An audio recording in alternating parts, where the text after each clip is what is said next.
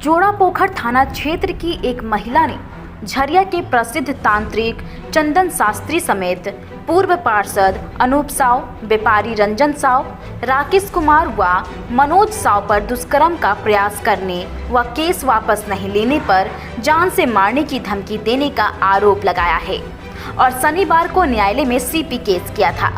महिला ने आरोप लगाया है कि वर्ष 2021 में राकेश नामक युवक ने मेरे साथ मारपीट व छेड़खानी की थी, जिसके बाद न्यायालय से उसने बेल ले लिया था।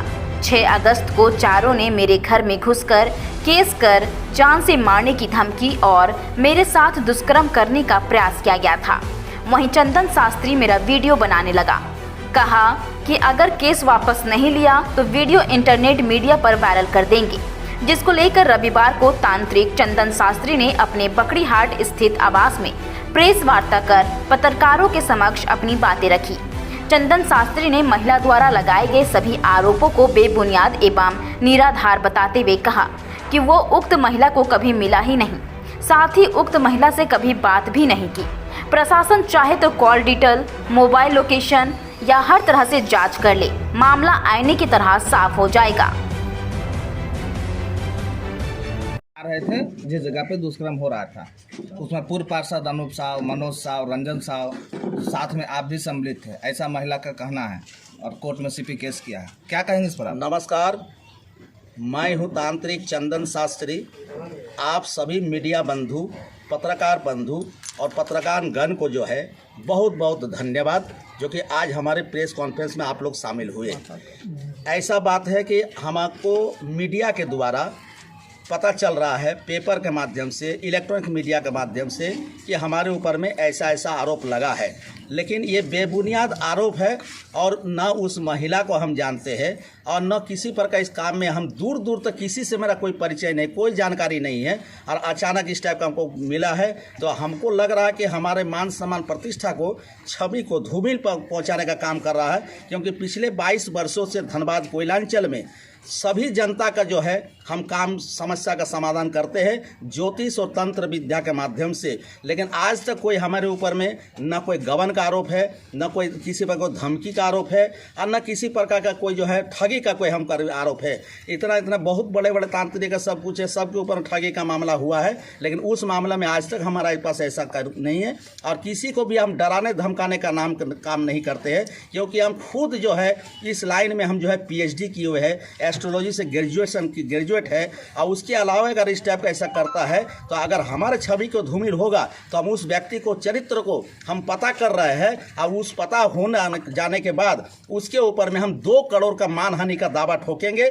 और चूंकि हम अपने आप में खुद में हम जो है आपका इनकम टैक्स पेई है, हम सरकार को टैक्स देते हैं और उसमें हम मामला दर्ज करेंगे और इसको जानकारी और हम प्रशासन से मांग करते हैं कि जिस समय की घटना को वो जिक्र कर रहा है उस घटना का दिन से लेकर के अभी तक का हमारे मोबाइल का कॉल डिटेल्स और CDR निकाला जाए। अगर उसमें हम दोषी पाते हैं तो हम सज़ा के लिए भुगतान कर सकते हैं। अगर दोषी नहीं पाएंगे तो हम, अगर प्रशासन अगर हमसे कुछ मांग करती है या कुछ हमको जानकारी प्राप्त करना चाहती है तो प्रशासन को हम खुल करके जानकारी दे सकते हैं। क्या कहेंगे इस पर आप? जिस तरह से महिला जो आरोप लगा रही है तो किसी का दबाव में आरोप लगा रही है, ऐसा है क्या? का दबाव में आरोप लगा रहा है, क्या लगा रहा है तो वो तो हमको अभी तक नहीं है, उसकी हम जांच पड़ताल कर रहे हैं अपने स्तर से।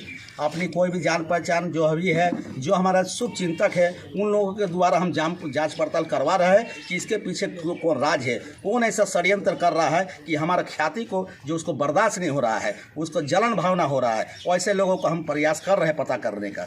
ये मामला ये भी कह सकते हैं कि रंजीत साव से जुड़ा हो? इस मामले पर हम कुछ नहीं बोल सकते हैं क्योंकि क्या किसका मामला है, लेकिन ये वहाँ का नाम आ सकता था, आपका वही हमको भी समझ में नहीं आया। तो हमको क्यों फंसाया?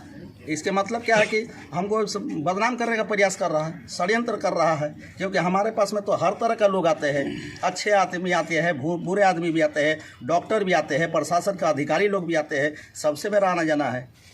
एक मामला और हुआ था आपके ऊपर जो कि खुद उसमें कहीं नाम आए तो वही कोई आदमी हमारे पास दिखाने के लिए आया है, तो हम लोग सॉल्यूशन बताते हैं कि फल्ला मंदिर में जाकर के शाम को अगरबत्ती दिखा दीजिए, फल्ला जगह एकांत जगह में जाकर के इस चीज़ को रख दीजिए, तो आपका समस्या का समाधान हो जाएगा।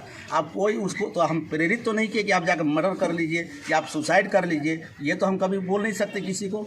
हमारे पास आइएगा सोल्यूशन करने के लिए तो हम कुछ तो कुछ रास्ता ही नहीं बताएंगे आपको।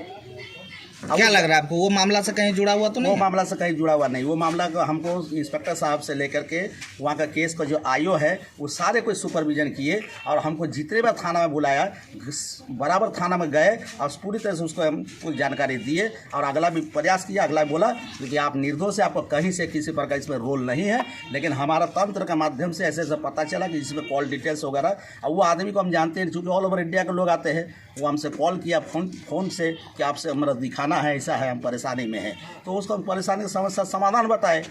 तो उसको ये नहीं बोले कि जाके आप सुसाइड कर लीजिए, जाके आप मर्डर कर लीजिए, ये तो हम बोल नहीं सकते हैं। राकेश के पक्ष कभी भी ऐसा कभी नहीं, ये सब मामला में हम पढ़ते ही नहीं है। किसी का किसी को जानते हो? किसी का कोई मामला में हम नहीं पढ़ते हैं। जानकारी का मतलब हमको तो सबको जानता है, चेहरा से हमको सब जानते हैं, चेहरा से हम सबको जानते हैं। बाजार निकलते हैं राम सलाम, इतना ही तो होता है। महिला को पहचानते हैं? किसी को नहीं पहचानते, कोई महिला को पहचानते नहीं है। तब फिर एकाएक आपका मकसद क्या है उसका? ये इसी को तो समझ में नहीं आ रहा, इससे समझ में नहीं आ रहा। आखिर आपसे क्या दुश्मनी है उसका?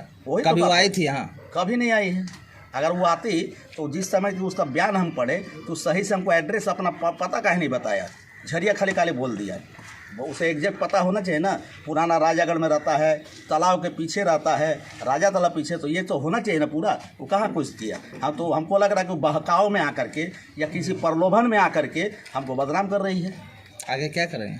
और आगे हम मानहानि का दावा ठोकेंगे, 2 करोड़ रुपये का मानहानि का दावा ठोकेंगे, क्योंकि हम अपने आप में इनकम टैक्स पे ही है और हमारा जो इनकम टैक्स का जो फाइल है उसमें एसेट हमारा 2 करोड़ का शो है, जो कि हमको सीए हमको जवाब देगा। उसके पीछे जो षड्यंत्र रच रहा है, हाँ, ये रच करके उसका खुलासा होगा तो हम उसके ऊपर में केस करेंगे, उल्टा केस करेंगे, ब्लैकमेलिंग का केस करेंगे, उस पर हम ब्लैकमेलिंग का केस करेंगे और उसके ऊपर में हम मानहानि का दावा ठोकेंगे। ठीक।